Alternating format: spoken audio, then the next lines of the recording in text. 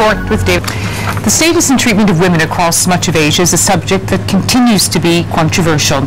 While those in the upper echelons of society enjoy some rights and freedoms, millions are denied even the most basic of human rights simply because of their misfortune of being born female and poor.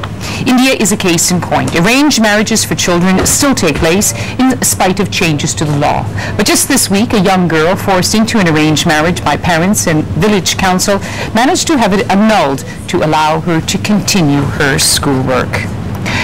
Well, KiranKhalap's first novel has just been published here in London. It focuses on these double standards in India. He joins us now. Kiran, welcome to Asia today.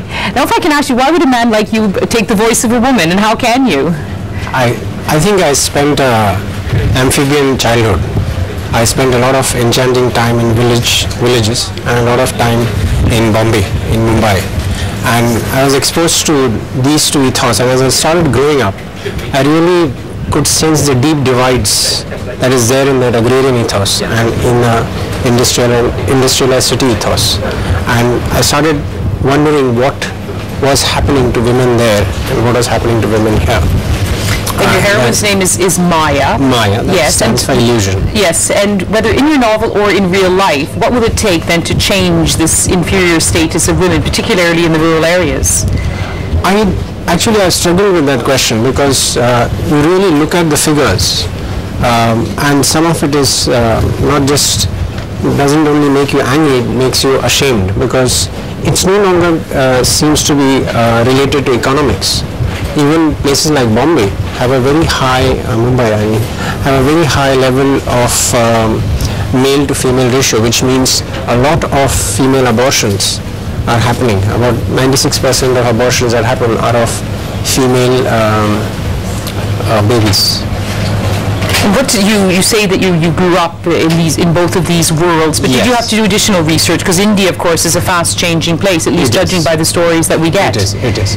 I think the main area where I had to do research was on pregnancy, because that was something which... Yes, that we can get pregnant, yes.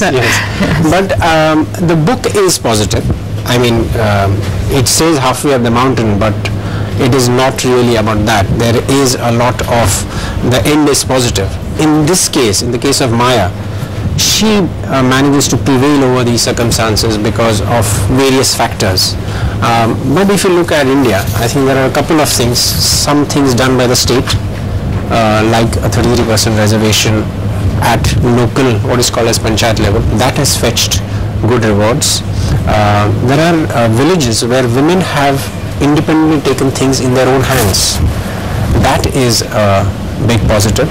And of course, urbanization, even if I do say that there are urbanization solely is not leading to that, urbanization is bringing down barriers, breaking down walls, changing quite a few things for women.